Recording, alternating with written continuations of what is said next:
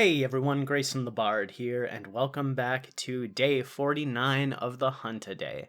And we are still in Rise, still talking about the yokai monsters, and today we are taking a look at everyone's favorite freak, Magnamalo. Magnamalo's yokai that it's inspired by is a little bit harder to pin down than some of the other ones. The inspiration is a lot more takes a lot from a lot of different things.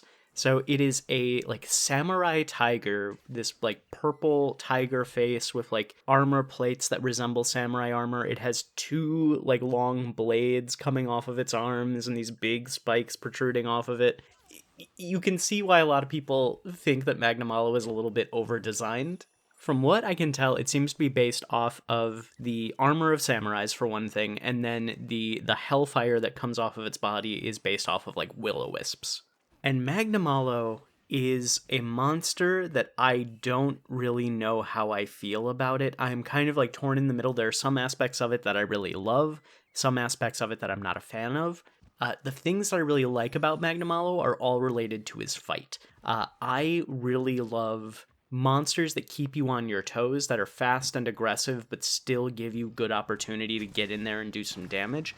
And I think even in low rank and master rank, high rank, all versions of Magnamalo do a great job of balancing the very fast, aggressive nature of Monster Hunter Rise, which is very much a go, go, go, never stop attacking kind of game, with the core of Monster Hunter being essentially a turn-based game, where you let the monster take its turn, give you an opening, and then capitalize on that opening.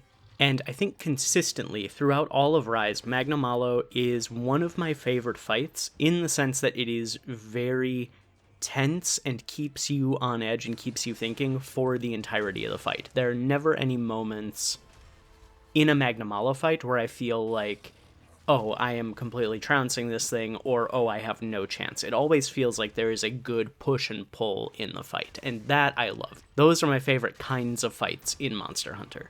And I really like how it uses Blast with the Hellfire mechanic. Usually monsters, especially flagships that have their own unique mechanics tied to them, the mechanics can be a little underwhelming once you get a feel for it, but I feel like Hellfire really ties into Rise really well, with it being a kind of delayed blast fireball sort of deal, where once it's on you, it stays on you. You can't roll to get rid of it. The only way to get rid of it is by doing a wire bug dash to knock it off you. And then when you do, you can use it offensively against Magnamalo. If Magnamalo's Hellfire pops near Magnamalo, the first time it'll trigger a knockdown, and you'll get a big opening to do some damage. And anytime you can use a monster's own mechanics against it, those are really cool. So long and short of it is, I love Magnamalo's fight. I don't like Magnamalo's design. I'm a big fan of the more grounded monsters, and I do occasionally like the monsters that are way out there and way fantasy and crazy. There are some monsters in Frontier that hit that mark really well, that I still really like, but they also still feel pretty grounded.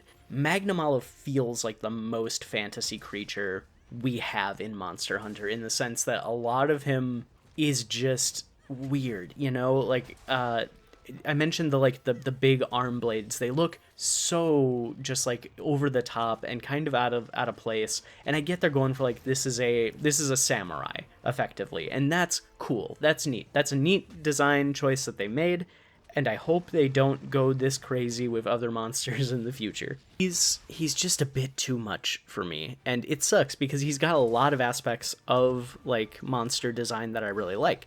He's purple. Love that. He's bulky. He's got a real strong looking build to him, and I really like big bulky monsters. And he's also got more of a feline face, which we haven't seen a whole lot of in monsters in Monster Hunter. We have some cat inspired monsters, with Nargacuga being very panther coated but also very bat coated, Tigrex being kind of tigery, but for the most part even those monsters are not very feline in facial appearance. The closest we have is Teostra and Lunastra, who are very lion-like, and then now Magnamalo, who is explicitly tiger.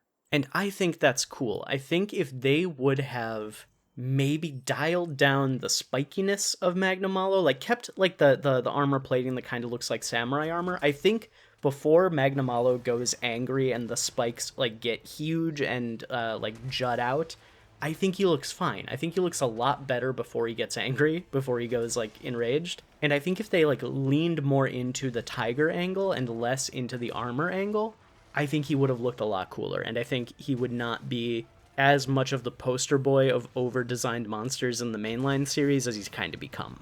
But his gear is all super cool. I love his weapon designs. I love his armor designs. I wish some of his armor skills were a little bit better because I would have loved to use them outside of layered armor. But yeah, I'm torn on Magnamalo. There's parts of him I really like, parts of him I'm not a fan of. I think all in all, he's never gonna crack my top 10 Monster Hunter monsters, but he's pretty high in the like top 20, I would say. Again, like all of the yokai monsters, I don't think we're gonna see him in Wilds. I think he's gonna take a little bit of a break and come back in a later game. But I know because he's a flagship, he has a much higher chance of coming back than any other monster, just because they're the marketed materials. Flagships tend to easily become people's favorite monsters because they are seen the most, and they are like a big part of the story. So I'm gonna say like 10 out of 10 for Magnamalo coming back. Maybe like 8 or 9 out of 10 because he's kind of got that stigma on like his design a little bit in the community. So like 8 or 9 out of 10 to come back in a future game. 0 out of 10 for Wilds. Alright, that is it for today, my friends. Thank you all so much for watching. I really appreciate it. Please stick around until the end of the fight if you can. Once again, there is another preview for tomorrow's video that shows up in this one. Like, comment, and subscribe if you want to. Don't if you don't. And until next time, I'll see you next time.